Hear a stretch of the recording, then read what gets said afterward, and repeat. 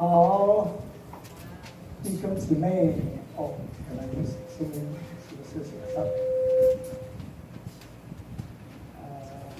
家人，大家平安。平安。感谢主，今天能够来到这里，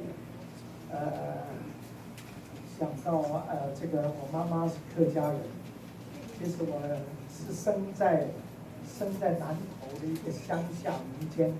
但是我一生下来，其实我就被送到新屋的客家庄，我也不知道住了多久啊，反正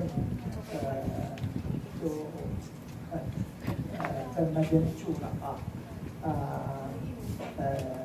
那我外祖父是客家的第一个台湾第一个传道者。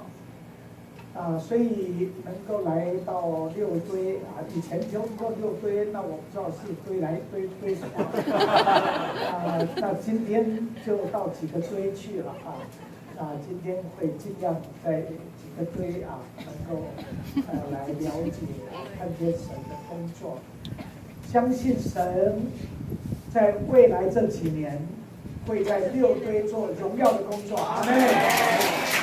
因为我们宣告六堆是属于神的，神不但要在这里建立教会，要建立他荣耀的军队，而且不但这样，六堆要成为台湾其他客家的祝福，要成为世界差不多7000万客家人的祝福，甚至要成为别的国家、别的族群的祝福。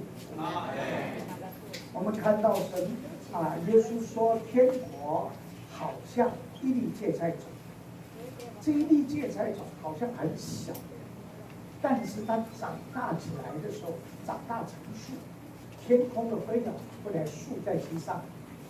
所以我相信重要的是让天国的元素真正的进到我们的里面，我们就会看见神要做非常荣耀的工作。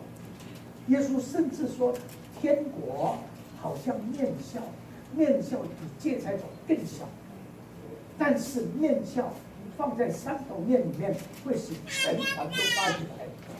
我们期待，我们感谢主，看见神在过去3年在这里所做的工作。我们相信神要继续做，而且做更荣耀的工作。神要使不但长治这里，而且六堆这里全团都发起来。